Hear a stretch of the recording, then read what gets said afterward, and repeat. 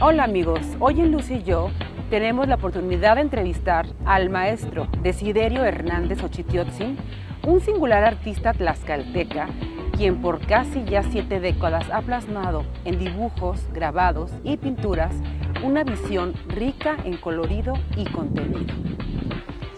Maestro Xochitiotzin, estamos aquí en su ciudad natal, en Tlaxcala, frente a la capilla, la bella capilla abierta que fue construida en 1526, me decía usted, por Fray Julián Garcés Dominico, quien fue nombrado por Carlos V, el emperador Carlos V.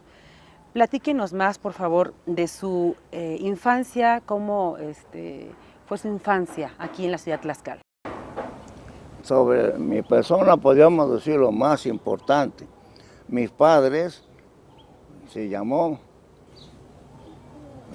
don Alejandro de la Cruz Hernández de la Rosa y mi madre se llamó Natividad Xochitiotzin, los dos del barrio de Tlacatecpa, del municipio de ahora que se llama de Juan Cuamatzi y del pueblo total que es San Bernardino Contla. Es una serie de divisiones, pero que son muy importantes para los que somos vecinos de la comunidad. Por razones de la revolución, mis padres y mis abuelos paternos tuvieron que emigrar, sí, huyendo de la revolución, porque ellos eran gentes de trabajo, con todo respeto. ¿En qué año fue esto, maestro? No agarraron partido, ellos trabajaban. Entonces sí, huyeron hasta Veracruz. Después, por razón de la salud de mi abuelo, bajaron a Puebla, pasaron a Puebla. Lógicamente, allí, con mi padre, ya llegué yo en brazos de mis gentes. Claro. Mi educación solamente fue la primaria. Yo estudié la primaria en la escuela oficial José María La Fragua, de la misma ciudad de Puebla. Después entré a la Academia de Bellas Artes alrededor de los 15 años, 14 o 15. 5 años estudié en las noches.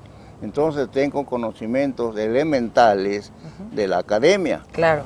Al salir, mi padre decía que estaba bien esto, porque la teoría es una cosa, pero la realidad es la práctica.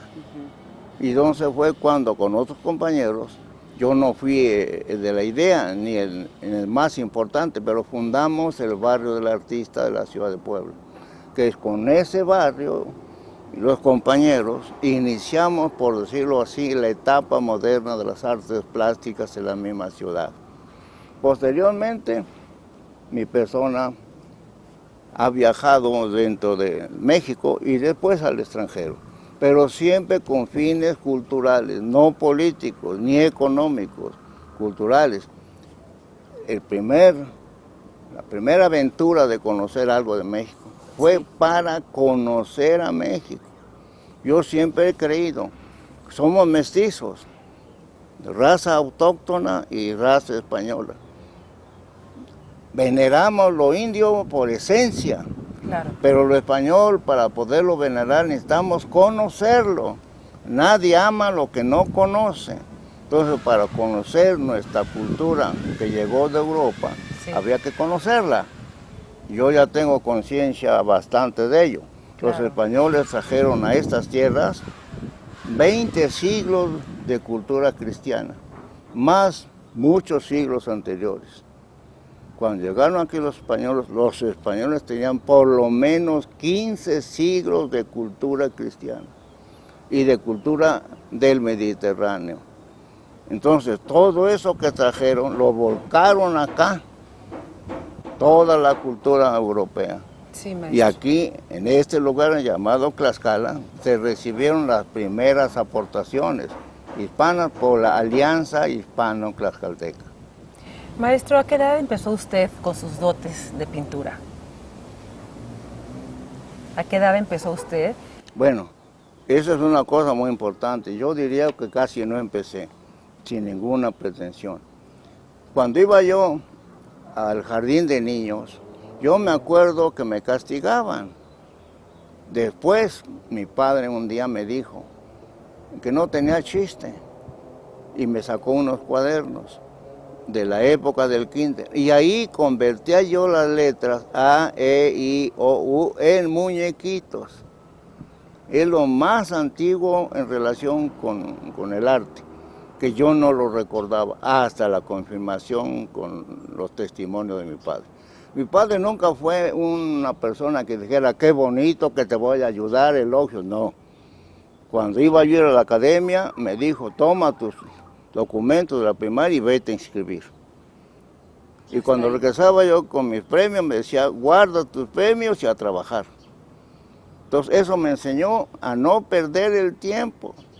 Y mi abuelo decía que tenemos que dar cuentas a Dios de todo el tiempo que Él nos ha permitido vivir. Claro. Por eso aprendí muy tempranamente a aprovechar todos los días. Y también por boca de mi abuelo decía, no hay que adelantarse a vivir. Hay que vivir cada época según tu edad. Claro. Y cada oveja con su pareja. De tal manera que yo, con todo respeto, he tratado de vivir a los 20 años como un joven de 20 años, y a los 30 como de 30, y a los 50 en las mismas circunstancias. Y ahora con mis 85 años, con el respeto y la capacidad que he logrado. Muy bien. O sea, ser sincero con la experiencia que uno ha adquirido. Platíquenos ahora sobre sus estudios en la Academia de Bellas Artes. Bueno, es una cosa muy curiosa y muy bonita. Cuando yo fui a inscribirme, no me querían recibir, porque recibían a los alumnos hasta los 18 años. Sí. Yo regresé triste a la casa. Le platiqué esto a mi padre y mi padre me dijo, guarda tus documentos y cuando tengas la edad regresas, ayúdame a trabajar. Sí. Pero mi abuelo observó eso y luego me llamó y le platiqué lo que pasaba y me dijo, vamos a la escuela, yo te llevo. Sí. Entonces mi abuelo me llevó, llegando a la Academia de Bellas Artes, dijo el maestro que estaba inscribiendo, el niño no tiene la edad. Entonces mi abuelo le dijo, este niño es muy tonto para las matemáticas, no sabe ni su edad, pero déle usted un lápiz y le hace un retrato. El maestro me dio el lápiz y el papel y lo retraté y me inscribieron. Como cosa curiosa, andaba yo en los 15 años y me inscribieron como de 18. Cuando salí de la academia también salí de 18 años. Muy joven, maestro, muy jovencito. Como cosa novedosa, solamente en esos 5 años falté un solo día por ir al cine y otro día por seguir a una muchacha. Ay, maestro. ¿Cuáles son sus primeros recuerdos en el mundo del arte? Mis primeros recuerdos en el mundo del arte con un cierto amor es antes de que entrara yo en el arte. En esa época, Dios gracias, en la primaria no había libro gratuito, ni tecnología que hay ahora. Entonces el maestro era una verdadera enciclopedia. Dictaba aritmética, dictaba ciencias físicas, todo lo dictaba. Y nosotros pasábamos al pizarrón a escribir. Mientras escribíamos, cuando había una equivocación, decía, un momento jóvenes, hay una equivocación. Y los que sabían de eso decían que se levantaban sus dedos y corregían el acento, etc. Y a los que teníamos habilidades dibujísticas, pasábamos al pizarrón a dibujar el mapa o el retrato de un patricio o de un objeto en química, por ejemplo. Cuando llegó en 5º año, el trabajo anual se llamaba trabajos manuales, yo seleccioné pintar una imagen donde estaba un león cuidando a la leona que estaba devorando un ciervito. Para poder pintar, mi padre me compró 3 tubitos de óleo, sí. No más, 3 nomás por la pobreza.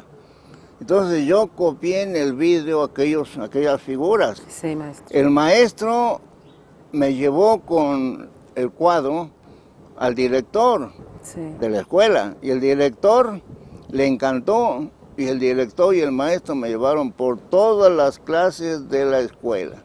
Allí yo sentí por primera vez ser importante con la prudencia infantil. Y de ahí para adelante entendí que Dios me había dado ese don y que había que completarlo estudiando, como decía mi abuelo. Nada es gratis, todo tiene su precio y se llama estudio, estudio, estudio. Muy bien, maestro. Cuando te sobre un tiempo, estudia. No es importante ir al cine, es importante estudiar. Así es. Bueno, vamos a un corte. Cuando regresemos en Luz y yo, seguiremos conversando esta plática tan interesante con nuestro invitado de hoy, el maestro Xochitl Teotzin.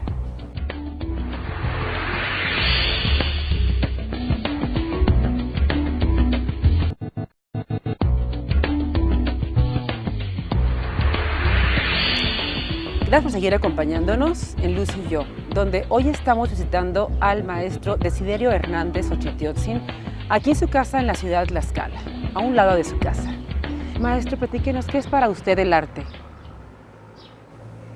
Bueno, cuando yo ya me di cuenta del arte, entonces pensé un poco hacia atrás y volví a acordarme que nacemos para algo. Dios al crearnos nos da un destino.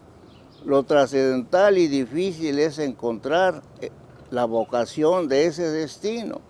Cuando yo me di cuenta que tenía la capacidad de ser artista, alrededor de los 20 años, entonces hice un proyecto de trabajar 5 años dentro del concepto arte. Si aguantaba esos 5 años, seguía como artista. Y si no, regresaba yo al trabajo de artesanía con mis padres y sería un pintor solamente los domingos. Para buena fortuna, a los 2 años quedé convencido de que nací para artista, pero artista que sería pobre por la ideología que siempre he tenido. De esa manera, mi obra de arte siempre ha estado al servicio de las comunidades. Comunidades civiles, comunidades religiosas, comunidades festivas, pero para el bien y alegría de todos. Claro, empezando por mí, por mi familia, pero no con más ambiciones, sino ser útil a los demás con buena fe. Maestro, ¿qué temas ha desarrollado en su obra y por qué? Los temas han sido diversos, digamos, han sido como fui descubriendo poco a poco cada caso. El primer tema que entendí y que veneré fue cuando empecé pintando paisaje. Empecé a amar el paisaje. También fui trepador de los volcanes, admiré el paisaje desde la altura. Entonces ahí aprendí una cosa trascendental. Lo primero que hizo Dios fue el mundo, el universo. Entonces lo más puro de la creación de Dios es la naturaleza. Entonces yo aprendí con la naturaleza el colorido, la majestuosidad, la inmensidad. Y después, andando las circunstancias, entendí que lo más importante para el hombre es el hombre mismo. Para el hombre lo más interesante es la mujer. Y para la mujer lo más interesante es el hombre y sus consecuencias, ¿no? Y entonces fue cuando me asomé a los temas humanos. Fiestas de carnaval, fiestas religiosas, aspectos de historia, aspectos míticos, aspectos de leyenda, con la profundidad necesaria de cada caso, porque cada pueblo tiene su personalidad. Claro. Tiene su gusto, tiene su cielo, tiene su paisaje. A mi regreso de Europa entendí una cosa muy buena, que nosotros como mexicanos, y principalmente los que estamos en el altiplano, sí, tenemos los 3 mensajes del sol. Vemos al sol que sale por Veracruz, que se levanta hasta la parte alta de nosotros, y luego se opone hacia el poniente. Entonces tenemos estos 3 grandes momentos.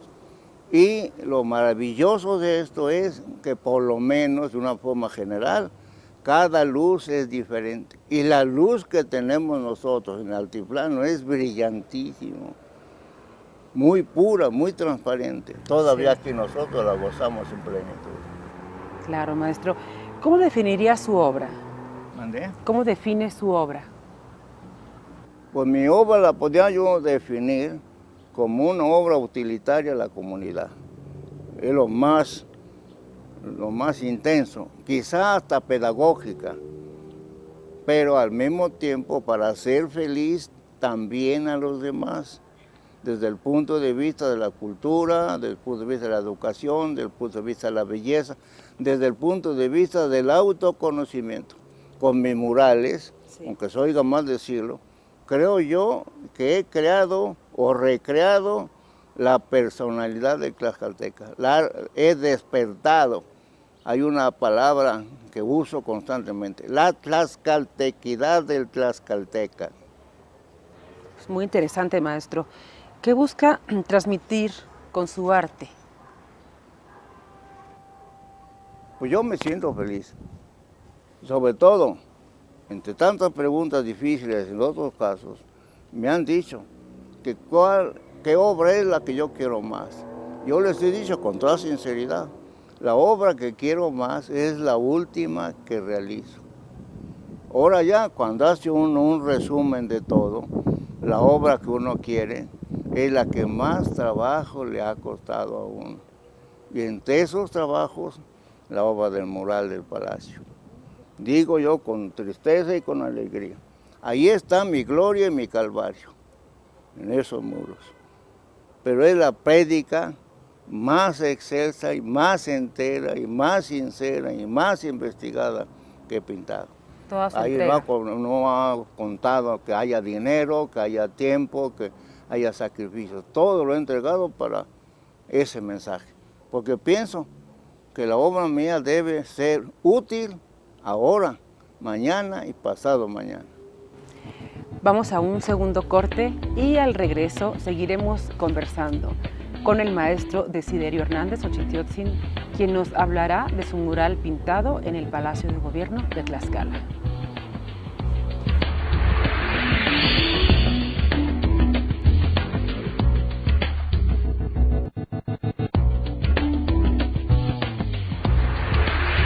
Gracias por seguir acompañándonos en Luz y Yo. Desde la ciudad de Tlaxcala nos encontramos con el maestro Desiderio Hernández Xochitiotzin.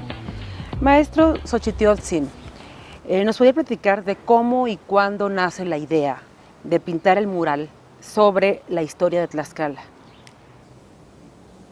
Hace rato hablábamos de que yo vivía la tlaxcaltequidad en Puebla. Sí. Tuve el contacto afortunado con el poeta Miguel Lira, ese gran intelectual, y él me invitó a sus círculos culturales aquí en Tlaxcala. Y entonces un día de enero de 1954, como en plática me dijo, oiga, don Desi, ¿por qué no nos hace un mural? Puede ser la obra que usted entrega a su tierra. Yo le dije que sí, pero en el corazón mío decía yo, esto no se puede hacer. Insistió el maestro y yo le seguí, así que mintiendo. Hasta que un día, entre las reuniones culturales semanales o quincenales, llegó el poeta Francisco Monterde, que era poeta e historiador, y que escribió un guión para el cine que se llamó La Conquista y que nunca se hizo.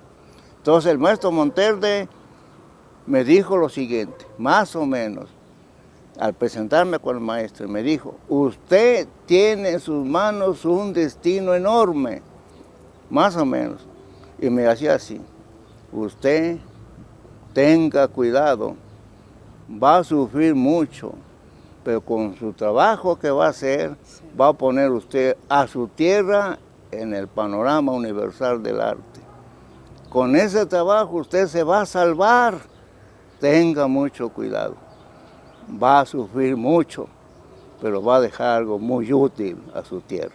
Entonces Monterde, ya conocí su obra literaria, me convenció. De ahí para adelante empecé a buscar la verdad de la historia. Muy difícil. Lo primero que hice entender fue en el palacio, cómo caminan las gentes, por dónde entran, por dónde salen, el movimiento humano en el edificio. Antes hay un momento triste. El poeta me dijo, ¿dónde va usted a pintar, maestro? Varias veces, yo todavía no sé, pero yo le ocultaba. Cuando insistió, dice, ya se va necesario, ¿dónde va usted a pintar? Digo, en el Palacio de Gobierno. Entonces él me dijo, ¿por qué no pinta usted en el teatro? El maestro era poeta y dramaturgo. Yo le dije con todo respeto, que lo siento lo que dije. Maestro, en el teatro solamente se hace farsa, no hay verdad. Y me dijo, ¿en el palacio qué? En el palacio es la casa del pueblo. Ahí toda la gente entra y sale sin pagar. Es la casa del pueblo, por eso voy a pintar ya. No se opuso, nomás guardó silencio. Luego estudié el tema. Sí. Y en la planta baja programé todo el mundo prehispánico. La idea fundamental fue esto, la lucha contra los tenochcas. Si los tlaxcaltecas dilataron 62 años peleando contra los tenochcas sin ser derrotados, quiere decir que tenían la capacidad física, intelectual, de amor, de todo, para haber resistido ese ciclo de guerras. Y otra cosa más hermosa, se convirtieron los tlaxcaltecas en tlaxcaltecas autosuficientes. Nació la tlaxcaltequidad. El segundo tema lo pensé en la escalera, porque la escalera es transición. Se sube, se descansa y sigue subiendo. Entonces ahí en la primera etapa pinté la conquista de Tenochtitlán Tlatelolco. En el descanso, la integración de la antigua Nueva España por españoles y tlaxcaltecas. En el siguiente espacio de descanso, la independencia provocada por los Borbones. Y en el siguiente espacio ascendente, el siglo XIX, que es el más trágico que hasta ahora he pintado, porque es más trágico el siglo pasado, el siglo XX. O sea que traté de pintar filosóficamente el mundo de la arquitectura. Estudié los espacios vacíos y los espacios sólidos. Y lo más interesante de todo esto es que medí la estatura de las pinturas que simulan tener exactamente la estatura de los hombres vivos que van al palacio, para que hubiera un diálogo entre la pintura y el espectador. Maestro, platíquenos en esos momentos en qué se encuentra usted trabajando y cuáles son sus proyectos futuros. No, yo no tengo proyectos. Lo que sí tengo es una constante preparación para cuando, si es que llega el momento, aunque yo sé que es muy difícil por mi edad, pero puede ser que llegue el momento del tercer espacio que no he pintado, que está calculado con el nombre de lo mexicano, que es la revolución de 1910 y la revolución administrativa. Con la revolución mexicana, el mexicano pueblo se empieza a entender. Por la revolución, los del norte vienen al sur y los del sur van al norte y empiezan a viajar en su propia tierra. Entonces allí se empieza a crear lo mexicano. El maestro José Clemente Orozco floreció en el Distrito Federal, pero luego regresó a Guadalajara a pintar su obra máxima allá, sí, en ese palacio, en ese templo, ¿no? Otro de los que han regresado, por ejemplo, el maestro Salce, el otro joven maestro, llegó de nuevo de regreso a Yucatán. Y con todo respeto, yo muchas veces soñé ir a México, pero acabé pensando que era mejor regresar a mi tierra, porque aprendí que los árboles dan su fruto en su tierra. Una vez un amigo me dijo, las palmeras de Tlaxcala no dan frutos porque no son de su tierra. Las palmeras de Veracruz dan coco, las de Tlaxcala no.